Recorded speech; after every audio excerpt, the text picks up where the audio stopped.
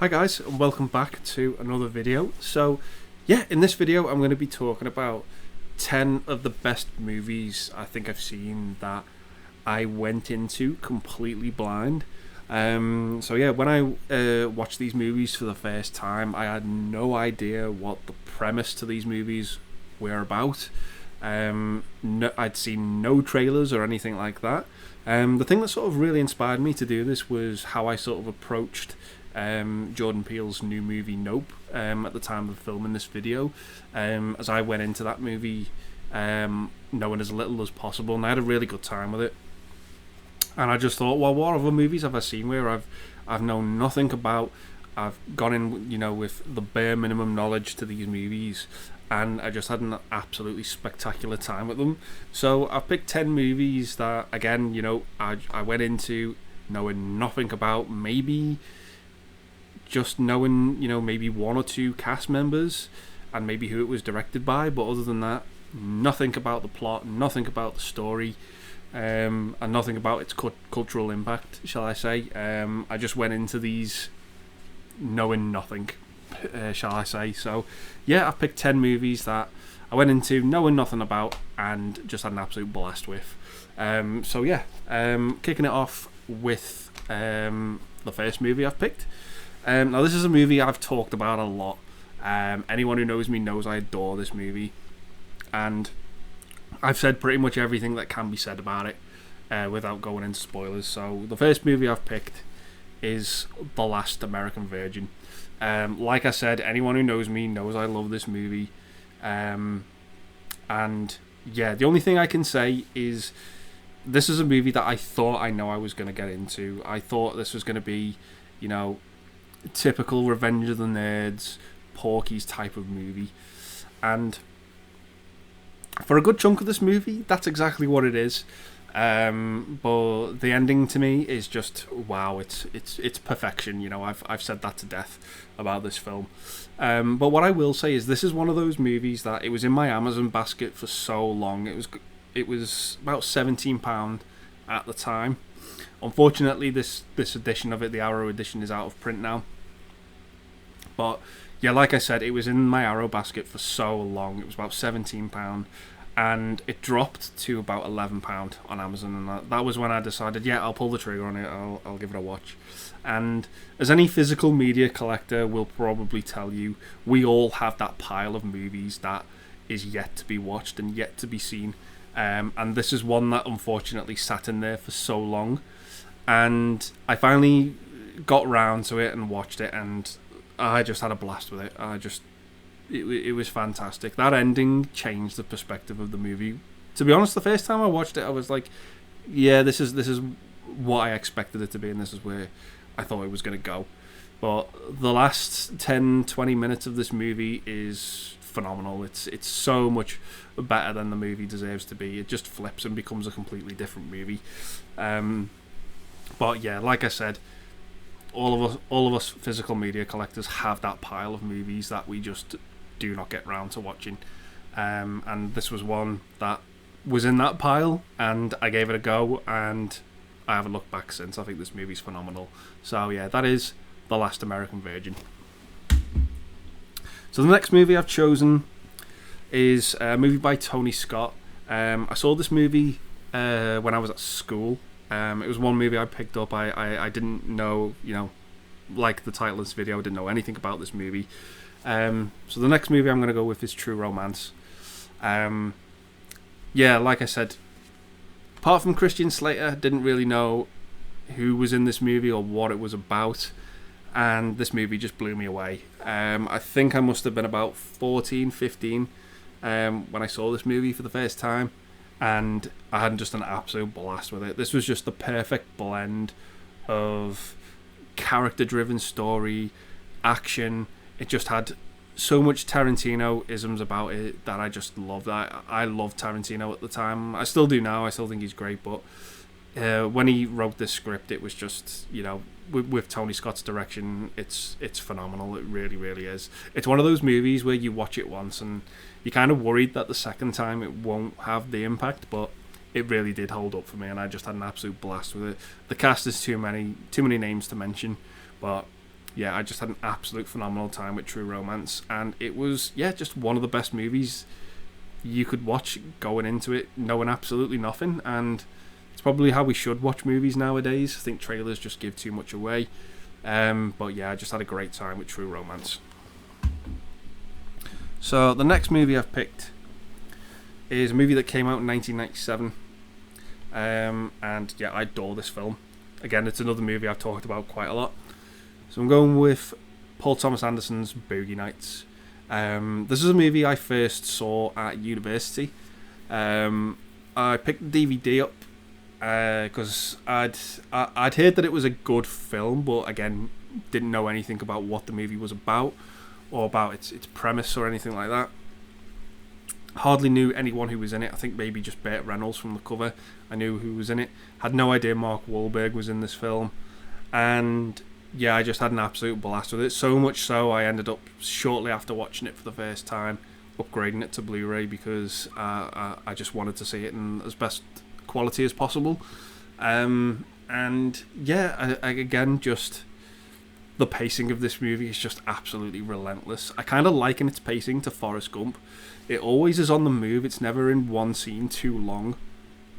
It never overstays its welcome with, you know, certain characters or certain scenes. It's always on the move. It never seems to slow down. It's just perfectly paced for me. And, you know, each scene is just more memorable than the last. And yeah, I just have a wonderful time with Boogie Nights. I just think it's greatly acted. Really impressed with Paul Thomas Anderson on this one. I think he wrote the script and directed this when he was only about 26, which is just phenomenal. Yeah, I just had a great time with it. I just thought it was absolutely fantastic. So yeah, that is Boogie Nights.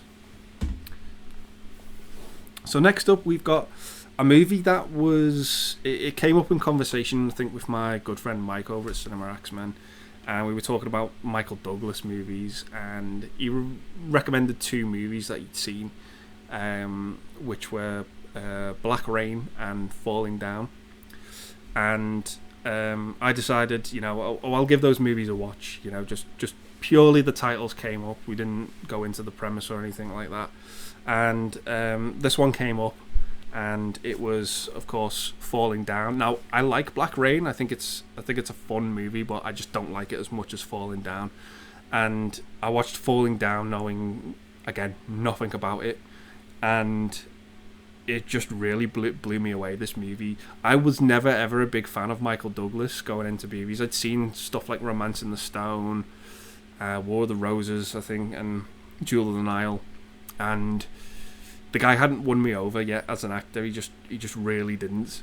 And this one changed my opinion of him. I had such a great time with this movie, just watching this character go on this descent into, I don't want to say madness, but just someone who's had enough and just doesn't want to take things anymore of the normal everyday life. And it was just a great character study, and I just had an absolute blast with it. Again, I think this movie is well paced. It moves on from scene to scene, and you really enjoy it. You know, 1 minute we're at this restaurant where he's all he wants is breakfast, but the lunch menu's kicked in, and he's not happy about that. The golf course scene, the scene with the neo-Nazi, everything just moves on at this great pace for me, and I just have a fantastic time with it. It's just a real easy watch. In terms of the movie, in terms of its flow, but yeah, I just have a fantastic time with Falling Down. I just think it's great. One of the best Joel Schumacher movies as well. Yeah, just really good. This is up there with A Time to Kill and The Lost Boys for me. It's just a fantastic Schumacher movie. So yeah, that is Falling Down.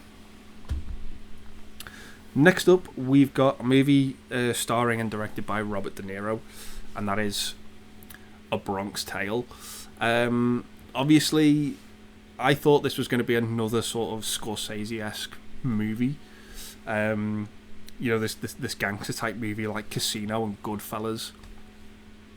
And in a way, it kind of sort of is for, like, I think the first half of this movie.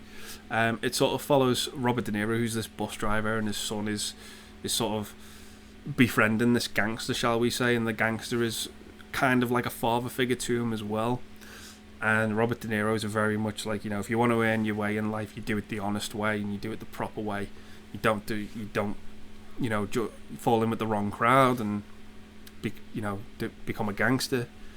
And that's pretty much the premise of the movie, but it sort of takes this Romeo and Juliet-esque twist to it. About halfway through the movie, and I was just really enthralled by it. I was enthralled by the first half and the second. I just had an absolutely fantastic time with it, and I had no idea how good of a director Robert De Niro could be when watching this film. And like I said, it was just one of those riveting movies that I was just absolutely hooked by.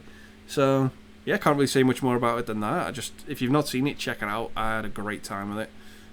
So yeah, that is A Bronx Tale. Next up, we've got a Brian De Palma movie. Now, I love Brian De Palma. I think of the movies I've seen of him, I've had pretty much a good time with nearly all of them. The only one I wasn't really too keen on was Raising Cain.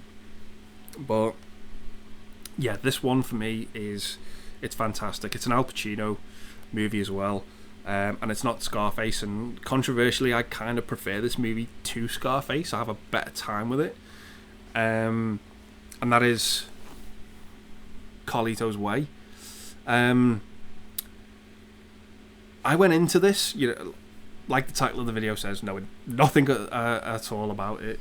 I kind of expected it to be this gangster movie, which it kind of sort of is, but I didn't know what this gangster movie was going to be about. And it's sort of about Carlito's Way, who's done his time in prison and wants to turn over a new leaf, shall we say, and just start off completely clean, but things don't go according to plan.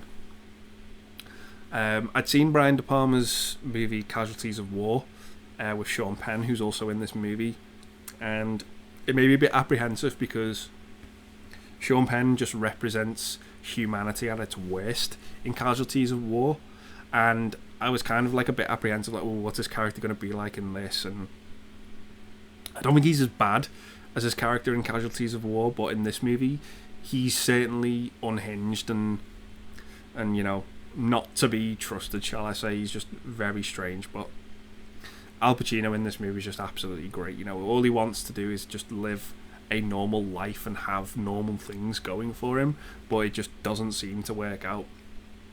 And yeah, that was just basically the movie, and I was just hooked by it.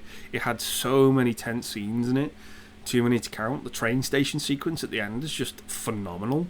I just absolutely love it, and it's a great looking 4K too. It really is. It's just a fantastic movie, and just one of the best I went into, knowing as little as possible. So yeah, that is Carlito's Way. Next up, we've got a movie directed by the Coen brothers, and I'd seen some of their heavy hits with the Coen brothers, like I'd seen Fargo and The Big Lebowski, and I just had a great time with those movies. And this one sort of went under the radar for me. It didn't really have that much of cultural impact, shall we say, with me, and I only really picked it up when I was really getting into the Coens' work, and I had an absolute ball with this movie. And it is Barton Fink, starring John Turturro and John Goodman. All I knew about this movie was the cover and who was in it. I had no idea what the story was about, and it really surprised me. I was just hooked. I remember watching this movie with my dad, and after I'd watched it initially for the first time, and he was kind of checking out at the movie. He was kind of like, "Oh, Andy, this is really slow and boring. When's something going to happen?" And that something happened about halfway through the movie, and he was hooked. He just couldn't turn away. He just wanted to know what was going to happen with this movie. It pretty much follows, John Turturro's character, who's this playwright or the screenwriter, and he's having trouble writing this, coming together to finish this sort of the work he's doing.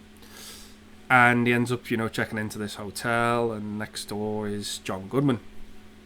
And they sort of end up crossing paths, and things escalate from there, shall we say. And yeah, it was just absolutely riveting from start to finish. I don't want to get into spoilers with this movie because it's very, very difficult to talk about. But I would say if you've not seen it, do yourself a favour and check it out. Stick with it if you are finding yourself getting bored. Because this really big pivotal thing happens in the middle of the movie, and things just change up and it shakes the movie up. And I just had a fantastic time with it. It's a great rewatch as well. It's just absolutely superb, full of twists and turns. So yeah, that is Barton Fink. Next up, we've got a movie directed by Clint Eastwood. It's sort of a movie by him that never really gets talked about. He does have a role in the movie too, and it also stars Kevin Costner. And this is A Perfect World. Yeah, again, another one went into knowing nothing about. I just thought this was going to be, you know, a typical sort of Kevin Costner movie, as it were, a sort of like Field of Dreams, which is still great, which is still a fantastic film, but it just sort of it didn't fit into that demographic for me, shall I say. It wasn't that movie. It pretty much follows Kevin Costner, who's like this escaped convict, and Clint Eastwood is like the law enforcement that's after him. Is trying to recapture him, and he ends up kidnapping this boy, but they actually form, oddly, this really good friendship, and that's the heart and soul of the movie, to be honest with you. Costner's performance in this is great. It's one of his best movies. It's up there with Dances with Wolves for me and The Untouchables. But yeah, I just have a fantastic time with this movie. It's got a great supporting cast in it too, with Laura Dern and Clint Eastwood as well. Just a phenomenal movie that I just really enjoy. And yeah, it's a great movie worth checking out. So yeah, that is A Perfect World. So coming up next, we've got a movie, shall I say, which the title of this movie is just the complete polar opposite to the actual tone of the movie, shall I say. So this is a movie called Happiness, which has a fantastic cast. You've got Philip Seymour Hoffman, Dylan Baker in this movie. Yeah, I got into this movie thinking it was going to be, you know, this happy drama, and this movie is anything but. This movie touches on some real dark subject matter, such as, you know, rape and paedophiles. It just really goes there with this movie, and it's just really difficult to sit through. There's nothing graphic in this movie or anything like that. Everything is implied, but it's the conversations the characters have in this movie that is just so dark and so depressing and so shocking, but it makes for an absolutely phenomenal movie, and it's just superb. Every actor in this is just on point. You know, some of the dark scenes are actually told through flashback as well. There's a scene where a woman is, you know, she's pretty much retelling the story about how this guy raped her and what the outcome to that was, and it's told through flashback. It cuts right to the end where the rape finished, and you kind of just like, you feel as if you've watched it when you haven't, and it just really does play tricks on your mind, this movie. And I was just riveted by it and hooked by it. The final scene of this movie is hilarious yet absolutely disturbing, and I won't dare say what it is, but I was shocked and couldn't stop laughing. Shall I say, it's really messed up, but yeah, I had a great time with this movie and just thought it was absolutely fantastic. So yeah, trying to talk about it without spoiling it is very difficult, but I fully recommend this movie. It's phenomenal. I love it. It's not one I watch too often, but I was really impressed with the execution behind this film. It was helmed wonderfully, and just handled with care, and I just had a great time with it. So yeah, that is Happiness. So my 10th and final pick is again a fantastic movie. Didn't know anything about it apart from the cast, Jennifer Connelly and Ben Kingsley. So we've got House of Sand and Fog. This is just one of those movies where the acting in it is just absolutely phenomenal.